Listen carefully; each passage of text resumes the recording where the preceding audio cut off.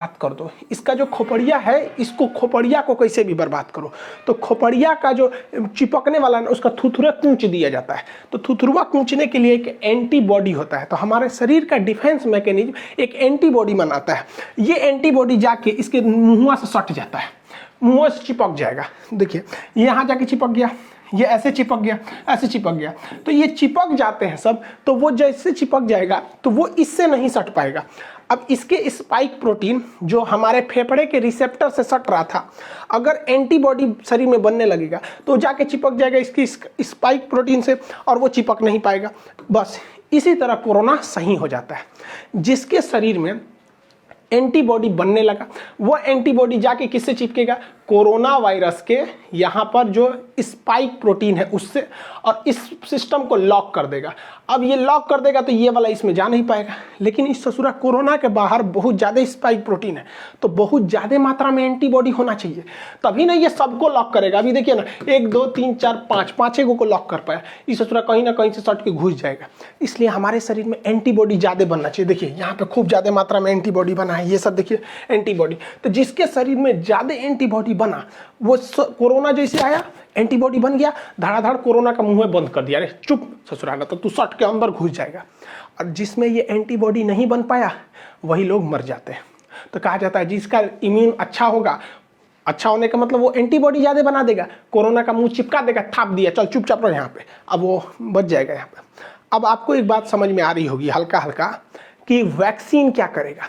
Vaccine कुछ नहीं करेगा, बल्कि वैक्सीन इसी एंटीबॉडी को बनाएगा ताकि यह एंटीबॉडी कोरोना के स्पाइक प्रोटीन पर जाके सट जाए और उसका मुंह बंद कर दे। अगर मुंह बंद हो गया तो कोरोना हमारे शरीर के रिसेप्टर से टच होके अंदर नहीं जा पाएगा, वो ऐसे ही ऊपर घूमते घूमते अपने से मर जाएगा। तो वैक्सीन का यही मेन काम हो गया कि वैक्सीन जैसे हमारे शरीर में लग जाता है तो इतना ज़्यादा हमारे शरीर में एंटीबॉडी बन जाता है कि ये एंटीबॉडी कोरोना को चारों ओर से घेर लेता है। कहता है कि आओ आओ सट जाओ हमारे में, तो चारों ओर से ये एंटीबॉडी सट जाता है। जब एंटीबॉडी सट जाएगा तो कोरोना के जितने स्पाइक प्रोटीन है उसका मुंह बंद हो जाएगा, हमारे शरीर में एंट्री नहीं मार पाएगा, दूसरा कोई काम नहीं है। जैसे देखिए ये एक ह्यूमन सेल है, अब इसमें क्या है, कोरोना वायरस का स्पाइक प्रोटीन फंस गया है, लेकिन जब उसमें न्यूट्रलाइज किया गया एंटीबॉडी देकर तो ये एंटीबॉडी जाके इससे सट गया है, ये एंटीबॉडी सट गया।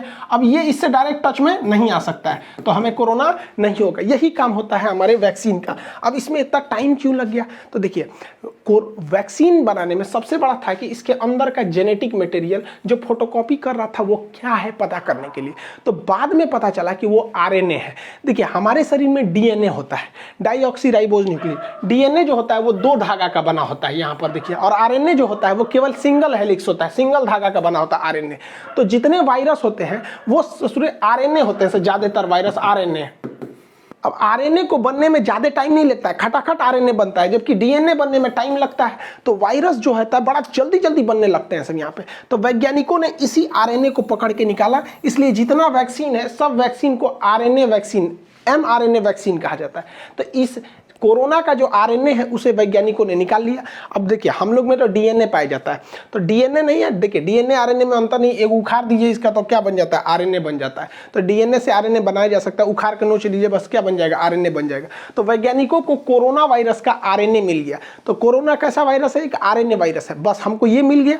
अब वैज्ञानिकों ने क्या किया, इस आरएनए वायरस को केमिकल से कमजोर करके इसका नकल कर लिया, और इसे नकल करके जैसा इसके अंदर आरएनए था वैसे ही आरएनए को इंजेक्शन से हमारे बॉडी के अंदर भर दिया। और जैसे बॉडी के अंदर भरा तो बॉडी के अंदर क्या पहुंच गए सब, ये कोरोना वायरस। बट ये ओरिजिनल तो है नहीं, ये तो लैब में इन्होंने आरएनए से बनाया है, ओरिजिनल नहीं है। अब बताइए ये ओरिजिनल नहीं है लेकिन दिखने में तो उसी के जैसा है, और जब दिखने में वैसे ही है तो शरीर के अंदर जाएगा तो शरीर के अंदर से एंटीबॉडी बनने लगेंगी ज़्यादा ज़्यादा। और इन दवाओं में एंटीबॉडी को बढ़ाने के लिए केमिकल मिला दिया जाता है, तो ज़्यादा से ज़्यादा एंटीबॉडी बनने लगेगी।